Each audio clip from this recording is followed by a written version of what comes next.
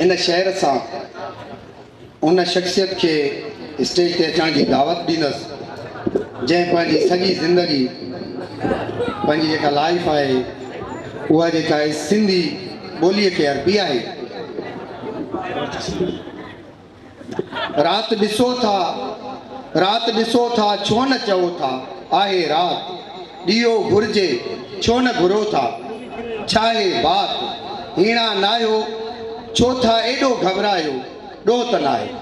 Now in your clapping I would like to invite respected Muhammad Idrees Jatoi Sahab, former additional director, Bureau of Curriculum, Jamshoro. Please sir, you come on to.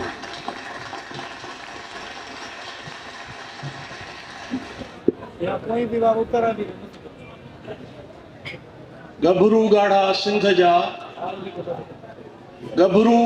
Sindh जा तू ही मुंहिंजो ख्वाब तू ही आ जवाब सदिन जे सवाल जो। जीअं जीअं तपे ॾींहुं तीअं तीअं ताणे पंध में जीअं जीअं तपे ॾींहुं तीअं तीअं ताणे पंध में को अॻां जो नींहुं ॿांभण खे ॿारो चंसी। सभ खां पहिरीं मुंहिंजा इंतहाई मुअज़्ज़िज़ रेस्पेक्टेबल स्टूडेंट्स भेनरूं ऐं भाउर जेके असांजो मुस्तक़बिल आहिनि।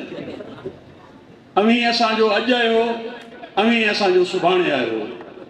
अव्हांखे ई हिन मुल्क जी तामीर करणी आहे। सो तव्हां खां ई शुरू कंदुसि त इंतहाई रेस्पेक्टेबल हिन महफ़िल में ॿियनि सां गॾु तव्हीं बि आहियो सभु आहियो। उहे टीचर्स जिन तव्हांखे एजुकेशन ॾिनी तव्हांखे सेखारियो उन्हनि खे सलाम। ऐं वॾी ॻाल्हि अॼु असांजी महफ़िल में तमामु परे खां असांजो मुअज़्ज़िज़ महिमान साईं लोधी साहब आयो है।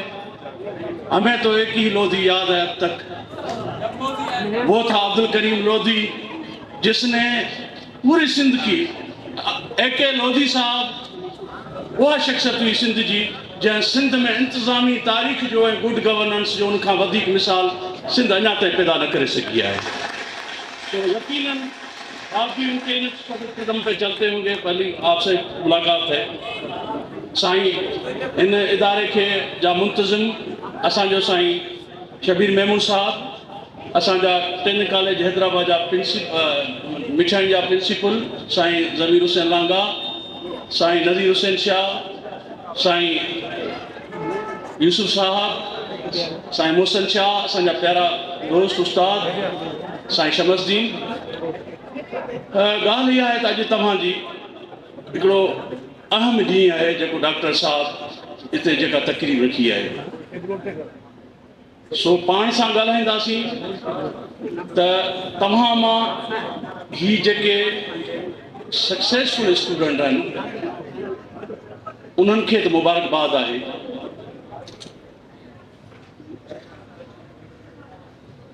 शील्ड्स अवार्ड्स एप्रिसिएशन तमामु ज़रूरी आहे पर तव्हां जेका महिनत पाण कयो था ऐं जा महिनत मां तव्हांखे जेका ख़ुशी मिले थी इन खां वधीक बेस्ट रिवार्ड ॿियो कोन्हे। हीउ रिवार्ड तव्हांजे लाइ आम आहिनि पर तव्हांखे जेका हक़ीक़ी दिली ख़ुशी मिलंदी ऐं उन महिनत कंदे तव्हांखे जेका ख़ुशी मिले थी तव्हांजे पेरेंट्स जे अखियुनि में ख़्वाब हूंदा, तव्हांजा ख़्वाब आहिनि, तव्हांजे उस्तादनि जा ख़्वाब आहिनि, तव्हांजे मुआशिरे जा तव्हांजे जेके ख़्वाब आहिनि उन्हनि मां जेका ख़ुशी मिले थी त बेस्ट जेका हैप्पीनेस आहे ऐं बेस्ट रिवार्ड आहे उहो तव्हांजो पंहिंजो इंसाइट आहे। ॻाल्हि इहा आहे त जो सक्सेसफुल हो गए सर, जो सक्सेसफुल नहीं हुए, जेके कामयाब थिया ऐं जेके कामयाबी जा अञा वधनि था, नाकाम मां न चवंसि फेल्योर हुनजो न चवंसि, ही असांजा सभु बचा आहिनि। हाणे जेके पास थी विया, जेके सक्सेस हासिल करे विया, हाणे उन्हनि महिनत कई छा, जेके सक्सेसफुल न थी सघिया छा फेल्यूर उहो उन्हनि जो पंहिंजो आहे, स्टूडेंट्स जो फेल्यूर आहे टीचर्स जो फेल्यूअर आहे, सिस्टम जो फेल्यूअर आहे। हिते त अहिड़ा बि असांजे हिन इलाइक़े मां हिन ई मिटी जो आहियां, मोरे जो आहियां। हिते त अहिड़ा बि ॿार आहिनि जिन खे मानी खाइण लाइ कोन थी मिले, पर तालीम लाइ अचनि था, या हिमत आहे। हिते त अहिड़ा बि आहिनि जेके मिठियाणी खां, जेके डॉक्टर साहिब जे सेंटर में शाहपुर खां किरायो भाड़ो बि न हूंदो, नाश्तो बि न करींदा हूंदा, पर इहा हिमत आहे। हाणे इहो सिस्टम जो फेल्यूअर आहे। हिकिड़ा माण्हू आहिनि हिन मुल्क में जेके अमीर आहिनि, हिकिड़ा माण्हू अहिड़ा मुल्क में आहिनि जेके अंडर पॉवर्टी लाइन गुज़ारनि था। 30% माण्हू हिन मुल्क में असांजा अहिड़ा आहिनि जेके ॿाहिराड़ियुनि में, रूरल एरियाज़ में, असांजे शहरनि में, कचनि आबादियुनि में गुज़ारनि था। उन्हनि सभिनी जे लाइ लोधी साहब तमामु बहितर ॻाल्हि कई त इन्हनि सभिनी शयुनि जो हल असांजे लाइ एजुकेशन आहे।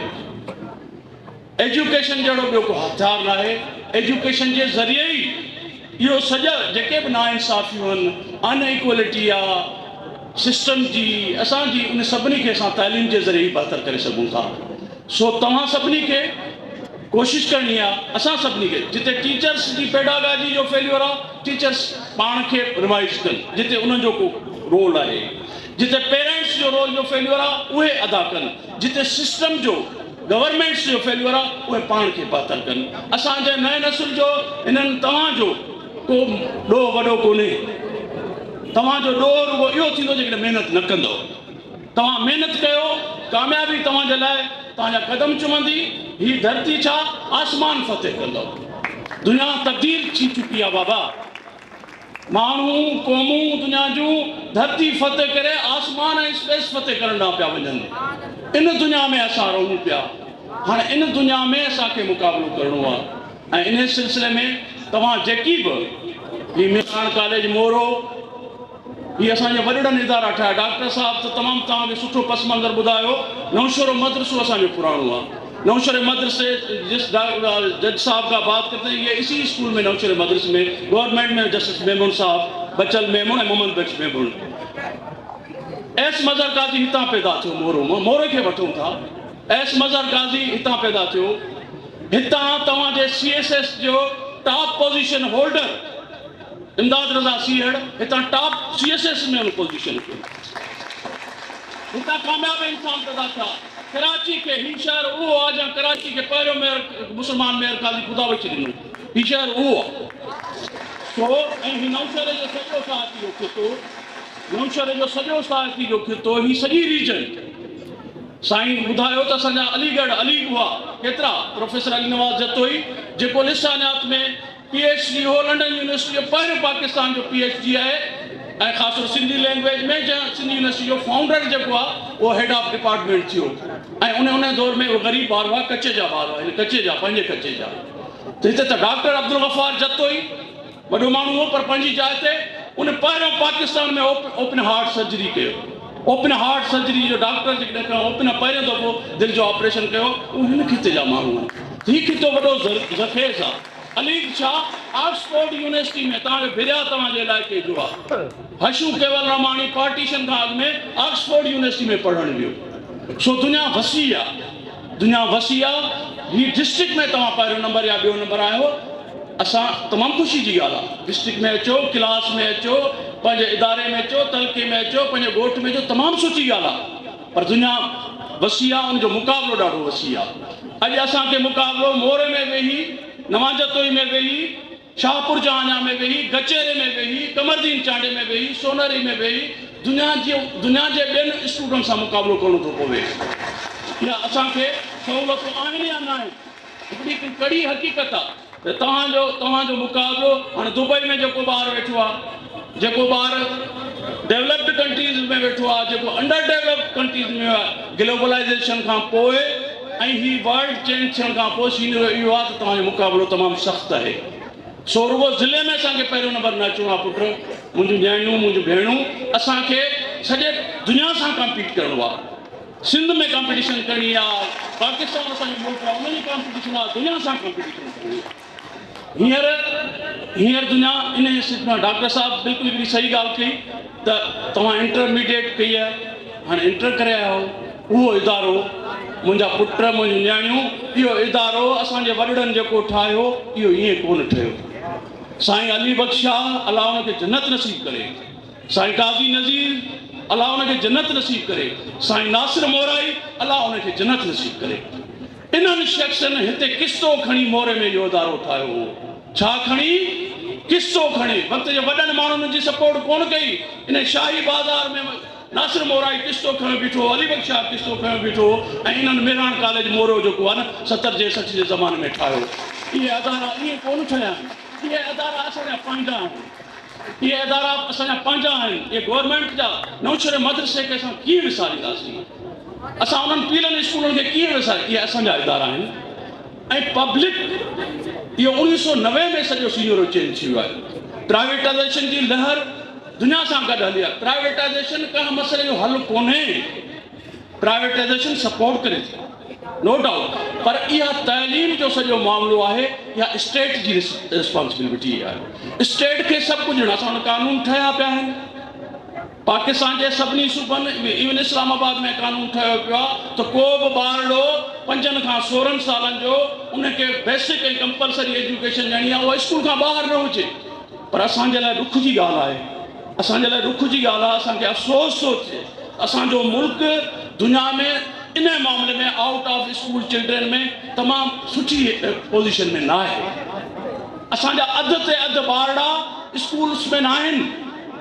असांजा अधु ते अधु ॿारड़ा यानी पोइ गवर्नमेंट या ही गवर्नमेंट जेके पाण डेटा ॾियनि था 20 मिलियन खां वधीक ॿारड़ा स्कूल्स में न आहिनि ऐं उन में न्याणियूं न आहिनि। तमामु घणो तइदाद न्याणियुनि जो आहे। पोइ असांजा तरक़ी जा ख़्वाब, पोइ असांजा इहे सभु ख़्वाब अधूरा थींदा। सो एजुकेशन जी पर इन्हनि हालतुनि हूंदे असांखे अॻिते वधिणो आहे। असांखे स्टेट जी रिस्पॉन्सिबिलिटी आहे। पब्लिक प्राइवेट यूनिवर्सिटियूं ठहियूं आहिनि। हाणे तव्हांखे यूनिवर्सिटी ॾांहुं वञो पिया, तव्हां उन गेट ते आयो जो यूनिवर्सिटीज़ में दाख़िल थींदो। 1990 खां पोइ प्राइवेटाइज़ेशन जी यूनिवर्सिटियुनि जी लहर हली। पाकिस्तान ठहियो त पहिरीं यूनिवर्सिटी ढाका यूनिवर्सिटी 1927 में जेका ठही, ॿी यूनिवर्सिटी पंजाब यूनिवर्सिटी हुई, टी यूनिवर्सिटी जेका पाकिस्तान खां 4-5 महीना अॻु में ठही उहा सिंध यूनिवर्सिटी हुई। 3 यूनिवर्सिटियूं हुयूं एजुकेशन खे उन नमूने सां जेका मास लेवल ते केतिरो न करे सघंदियूं, पर क्वालिटी उन्हनि जी ऐं उन मां स्टूडेंट्स जेके निकिता तमामु कामयाबु स्टूडेंट्स निकिता। हींअर 400 खां मथे यूनिवर्सिटियूं आहिनि। हर माण्हू यूनिवर्सिटी खोलियो वेठो आहे। यूनिवर्सिटी जी क्राइटेरिया छा आहे? यूनिवर्सिटी जे लाइ फैकल्टी आहे, यूनिवर्सिटी लाइ तव्हां वटि उहो मयार आहे, यूनिवर्सिटी लाइ तव्हां वटि लैब्स आहिनि, यूनिवर्सिटी लाइ तव्हां वटि लाइब्रेरीज़ आहिनि, यूनिवर्सिटी लाइ तव्हां वटि डिजिटल सपोर्ट आहे, यूनिवर्सिटी जे लाइ तव्हांखे कैंपस खोले छॾीसीं। कैंपस में 2 जेको प्रोफेसर जेकॾहिं कैंपस खे पढ़ाईंदा त पोइ छा मयार बीहंदो असांजो? नो डाउट कि यूनिवर्सिटी प्राइवेट में बदिली न। हाणे इहा असांखे तमीज़ रखणी पवंदी, पब्लिक जी प्राइवेट जी। पब्लिक यूनिवर्सिटीज़ जो मुतबादिल कोन्हे, पब्लिक एजुकेशन सिस्टम जो को बि मुतबादिल कोन्हे, पर ही मुल्क में जॾहिं फेल्यूर थिए थो त प्राइवेट सेक्टर बि उनखे सपोर्ट करे थो ऐं सपोर्ट क्वालिटी ते करे। ईअं न अल ख़ैर यूनिवर्सिटी वांगुरु कश्मीर में आहे, हिते डिग्रियूं पिया वठूं असां, पर IBA यूनिवर्सिटी बि आहे न, IBA यूनिवर्सिटी बि आहे न, सिंध में आहे न IBA यूनिवर्सिटी। जंहिं निसार सिद्दीकी साहब रत विलोड़ वारी यूनिवर्सिटी ठाही आहे। अहिड़ियूं प्राइवेट यूनिवर्सिटियूं पब्लिक यूनिवर्सिटियूं IBA कराची आहे, लम्स आहे, गवर्नमेंट कॉलेज लाहौर आहे, काज़िज़म यूनिवर्सिटी आहे, प्राइवेट जूं खोड़ कराची जे अंदरि यूनिवर्सिटियूं आहिनि जेके आहिनि, ज़ेबिस्ट आहे, केतिरा अदारा आहिनि जेके बहितर आहिनि। सो असांखे ख़बरदार रहणु खपे त का बि मशरूम यूनिवर्सिटी में दाख़िला पुट न वठिजो। का बि मशरूम यूनिवर्सिटी जेका तव्हांखे क्वालिटी एजुकेशन न ॾिए उन में दाख़िला न आहे वठणी। अच्छा, ईअं ई असांजो स्कूल सिस्टम ते प्राइवेट स्कूल मोरो ख़ुशि था थियूं। 400 स्कूल आहिनि, अलाए केतिरा आहिनि, 400 त कोन हूंदा, उनखां घटि हूंदा, पर जेतिरा बि आहिनि उन्हनि में क्वालिटी वारा केतिरा आहिनि? जेके क्वालिटी वारा आहिनि, जेके क्वालिटी एजुकेशन ॾियनि था प्राइवेट सेक्टर में, उनखे सलाम आहे। पर पोल्ट्री फार्म वारो स्कूल छा हलाइनि? उनखे त पोल्ट्री फार्म हलाइणु खपे, जंहिंजो एजुकेशन सां तालुक ई कोन्हे, जंहिंजो को एजुकेशन जो मयार ई न आहे। उहे माण्हू जेकॾहिं मांडड़ी में स्कूल खोले वेहंदा, उहो छा एजुकेशन ॾींदो असांखे? सो असां वञूं था पिया हींअर यूनिवर्सिटी में, त यूनिवर्सिटी बहितर प्राइवेट तौरु पब्लिक में जेको तव्हां एक्सेस करे सघो था, क्वालिटी वारे कंहिं इदारे में दाख़िला वठो। ऐं डॉक्टर साहब सही चयो त मार्केट एजुकेशन जो लिंक असां हिन ओवर ग्लोबलाइज़ सोसाइटी में मार्केट सां लिंक करे छॾियो आहे। इन करे मार्केट ओरिएंटेड जेके सब्जेक्ट्स आहिनि उन्हनि जी असांखे सर्च करणी पवंदी ऐं असांजो इदारो ही बि कोशिशि कंदो त इन्हनि जी डॉक्टर साहब इन्हनि खे को इन्हनि जो जीअं ख़तमु थिए सेशन इन ते बि हुननि सां चैम्बर ऑफ कॉमर्स या कुझु माण्हू कुझु ॿिया माण्हू जेके असां उन्हनि सां हिननि जो थोरो इंटरेक्शन करायूं त हिनखे जॉब मार्केट्स जी जेका नीड आहे उहा बि मालूम थिए त हिनखे सिलेक्शन में जीअं कैरियर काउंसलिंग जे लाइ बि त बहितर थींदो जो हीअ अॻिते वधंदा।